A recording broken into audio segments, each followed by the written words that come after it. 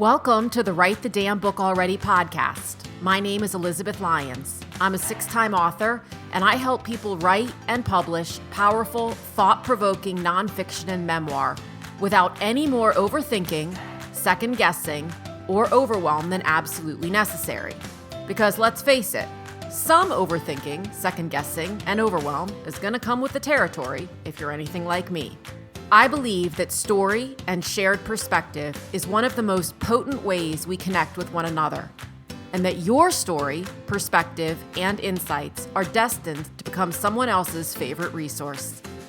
For more book writing, publishing, and how the heck do I move through this glitch tips and solutions, and plenty of free and low-cost resources, visit publishaprofitablebook.com. And for recommendations of fabulous books you've possibly never heard of, book writing inspiration, and the occasional meme so relatable you'll wonder if it was created with you in mind, follow me on Instagram at Elizabeth Lyons Author. Hi, everybody, and welcome to this next episode of Write the Damn Book Already. Today, I think will be quite fun because I want to talk about a topic that I wasn't sure necessarily was prevalent. Certainly when it happened to me, I thought I was the only one to whom it happened. And then it started happening to other people. And before long, it was like, this isn't so uncommon after all. Last week, I received a Facebook message from someone who asked, is it normal to have kind of a post-publication, she didn't use this word, but funk, like to just kind of fall into this weird abyss of what the hell? And I said, oh my gosh, it's so normal. At least it's very normal in my world as an author.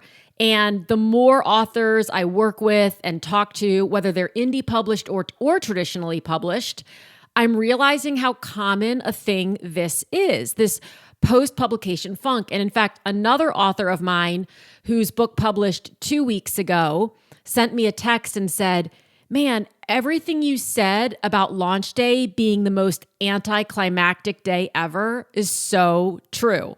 And that, for the record, is not meant to be depressing.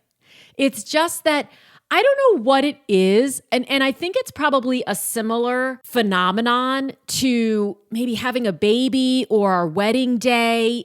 Then you add in the book launch day. Is there's so much preparation that goes into it.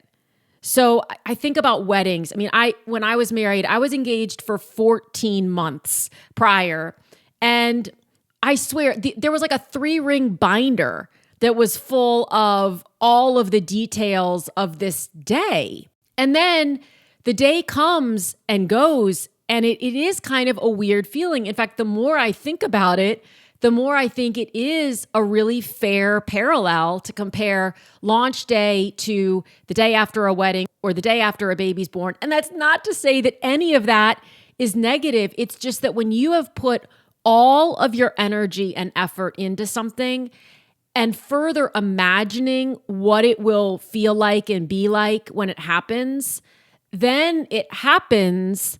And whether or not it meets or exceeds your expectations, the rest of the world just kind of keeps spinning. So the person who messaged me on Facebook said, I've been working on this book every day in some capacity for so long, and now I don't have it to work on anymore, which is, of course, not true because now your efforts just pivot from writing and or publishing into the marketing, but they're different. It's different. It's a different level of intensity, and the weight of getting the book written and edited and to market is off of you. And I think that for some of us, that weight is what keeps us grounded. It's what helps us feel like our feet have contact with the earth, even if it's not in the healthiest of ways. And so once you remove that weight and we're lighter, we're kind of like, oh God, where am I gonna float off to? I have long said that book launch day is incredibly anticlimactic. Now, for some people, it's quite stressful. And I find that this depends very much on whether or not you're indie or traditionally published. And as always, this is not intended to make one out to be the better option or the righter option or anything of that nature. But when you're traditionally published, oftentimes you not only have the pressure that you've put on yourself, but you have the expectations, whether real or imagined, that your publisher is putting on you, that your publicist is putting on you, that your friends and family may have, of how high your book climbs in the charts, or how many people are talking about it, or how well it gets reviewed, or whether or not you're on Live with Kelly and Mark, or whatever barometer is being used by you or by other people, again, real or imagined, to gauge your success. And as always, I put the word success in air quotes. For many indie authors, especially if they are well prepared for their launch, which, courses like I have From Manuscript to Market, and other people have other courses, that the intention is to have you completely set up prior to launch day so that on launch day, you can celebrate your accomplishment and just kind of see what happens and then pivot from there. Use the next days, weeks, months, and years to take different actions. It's only the start. The launch is only the start of the whole thing. And so if you're set up properly for that launch day, sure enough, we wake up, and if we're a solo act, there's no call from a publicist. There's no call from a publisher. There may not even be if you have a traditional publisher. It depends with whom you're working and what your relationship with them is. But you'll probably find that a lot of even friends and family don't remember that today is launch day. It's a very big day for you. It's not necessarily, it's kind of like your birthday sometimes. I think my birthday is a national holiday. I celebrate it for 7 days straight. I mean, what else do I have sometimes? And sometimes my closest friends and family members even forget. Because, who the hell knows what month it is, let alone what day it is anymore? So in a similar way, launch day can feel kind of, it's almost as though we didn't realize that we subconsciously thought that we would wake up on launch day and fireworks would be going off and there would be like a zoo outside and the phone would be ringing off the hook and texts would be coming in like crazy and we'd be getting tagged on all of the social media and all of those things. And I don't know if it's so much that that's what we think goes on for other people, or that's what we're hoping for, or that's the Hallmark movie version of a book launch day, but it rarely happens like that. And so sometimes the silence of it, authors can feel like, well, nothing's happening. Like the rest of the world is still spinning on its axis and everyone else is going about their day and doing their things. And no one really realizes, what kind of a day this is for me. So the first step in addressing this, I believe, is actually, and this is why I tell my authors that launch day will probably feel very anticlimactic, because then when it happens, they just message me and say, well, you were right. This feels rather strange and anticlimactic, but they're also just prepared for it. So anything more than that, if someone shows up on their front door with a cake or cookies with their book cover on it, they're super excited because they kind of just mentally planned. It was like low expectations, set the bar low when it comes to your expectations, and then anything above that is gravy. Whereas if we expect a solar eclipse and 18 shooting stars at midnight on launch day, we're probably going to be unpleasantly disappointed. The second thing is, it's really important to just acknowledge that there is now a shift in the whole process of this. Much like when you get married or have a baby, up until the day you give birth, it's like, oh my gosh, when is she going to have the baby? Or you're wondering, when am I going to have this baby? It's all about collecting the items for the baby, getting set up. People are celebrating you. Everyone's asking about it. Then you have the baby, and all of a sudden it's like, okay, so now I'm somehow being tasked with taking this baby home by myself. I have no idea what I'm doing. I'm not sure this is safe or even should be legal, but here we go. And you just kind of go, what's next? And I think we have that moment in our brain where our brain just panics a little bit. And it's not logical at all. It's just such an abrupt shift that we perceive it as being a threat, and it's not. Your launch day, whether you are traditionally or indie published, is just the beginning. It's just the beginning of phase 2, and phase 2 is so much longer than phase 1 if you're planning to be in it for any period of time. Yes, it takes some authors years and years and years to get that first book written, edited, and published. So depending upon how long that took you, phase 2 may end up being significantly longer or maybe not so much. But if you look at it as two halves of the same project, kind of like when you have a baby, the first part is getting the baby into the world. And then once the baby's into the world, you've got the next 18 plus years. And then once the baby leaves the nest, wherever, whether it's to go to college or to travel the world or to start their own business or do whatever it is they want to do, now you're in like phase 3. And in all of these areas of life, it's just a phase change. And I think that the most challenging aspect of it is that we don't know to expect it. And even if we're told to expect it, I mean, I've had authors say to me, I know you said my launch day was going to be anticlimactic, but I kind of didn't believe you. And then it happened. And that doesn't mean that I'm right all the time, because I'm not. It just means that I've seen it enough and I've talked to enough people who have experienced it. I know it's incredibly common. It will not be everyone's experience, of course, but it's really common. And when it happens, authors are thinking, oh my gosh, there's something wrong with me. I should be more excited. I shouldn't feel this way. What is this that I'm feeling? Why am I feeling this way? Am I falling into the pit of depression for some reason? Usually, no. But you have been investing an inordinate amount of not just your time, but your mental mind space on this project, worrying about it. Is it right? Is it good enough? Should I launch it now?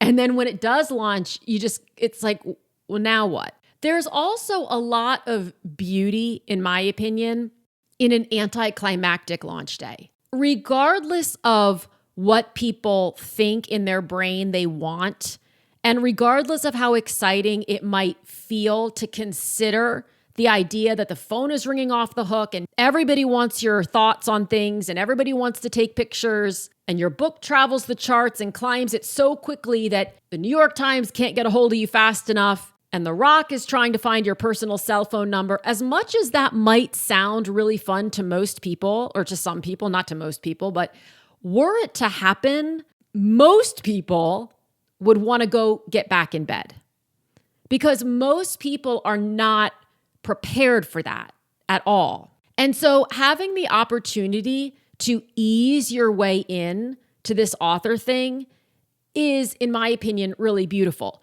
For authors who have already launched a book, you might assume that their next, their second, third, fourth, fifth launch day is easier than their first.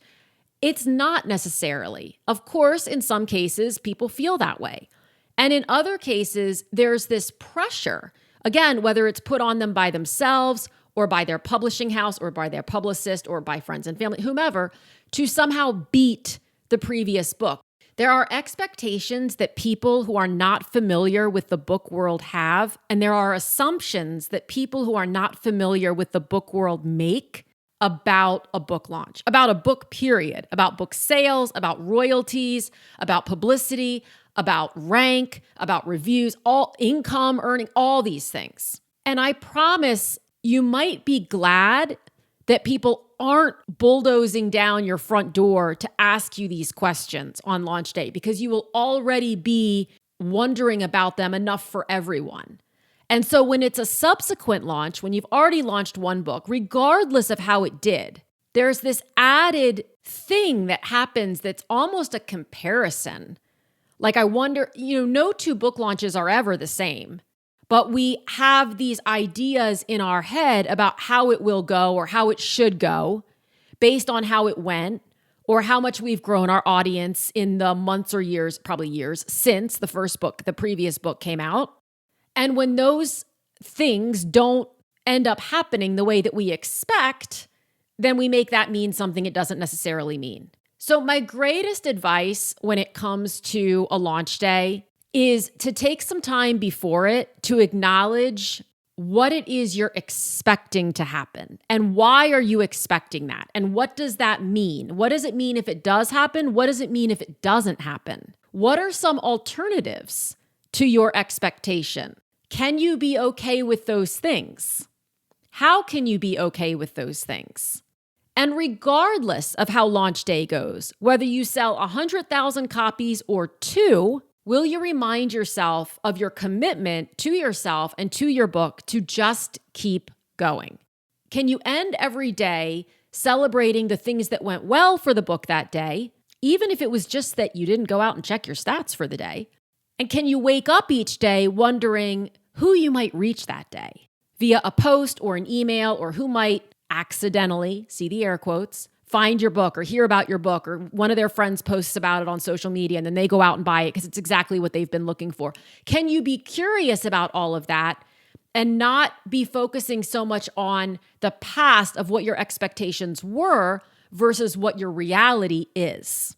Also, give yourself the grace, no matter what, to let your launch day unfold as it unfolds, your whole launch week for that matter. Just notice what it is you're feeling, what you're experiencing, what you're thinking, what meaning you're making of it, what you had hoped to happen. If something doesn't go as planned, it's okay to be disappointed.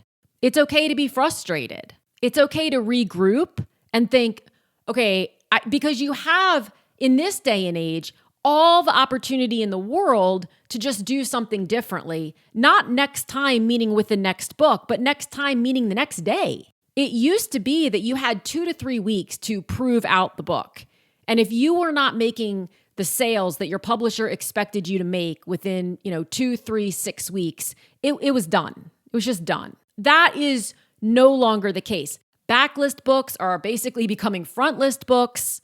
Because of social media, books that were published 3 years ago are being discovered and promoted via Book Talk, and all of a sudden they just take on a life of their own. Sometimes books just completely stop selling for a period of time, usually because the author stops talking about them. But there are other reasons too. There are other things that happen in the world that have nothing to do with you or the quality of your book that just creates a minuscule shift. And the problem, in my opinion, is that we take that shift and we make it mean something so much more than it does. A 1-day drop in sales, a 1 week, even a 1 month drop in sales is not a big deal if you decide you want to do something differently. You can have a resurgence anytime you want to. You just have to be committed to being persistent and being patient and being dedicated to figuring out what might work differently. So, all this to say, if you have an anticlimactic launch day and or you find yourself feeling this sense of post-publication funk, you are 100% not alone. Let yourself, your mind, your nervous system, everything readjust to where you are now that the book is out there. Let the dust settle and then step back out into the world with fresh eyes, with a fresh perspective, and with a newfound excitement to be creative about what else you can do to get the book into the hands of everyone who needs it. I hope this is helpful, and I will talk to you again next week. Thank you so much for tuning in. If you enjoyed this episode, this is your friendly reminder to follow or subscribe, leave a quick review, and share it with someone you know has a great story or message, but isn't sure what to do next. Also, remember to check out publishaprofitablebook.com for book writing resources and tips, and to see all the ways we can work together to get your book out into the world. Again, thanks so much for listening, and I'll talk with you again soon.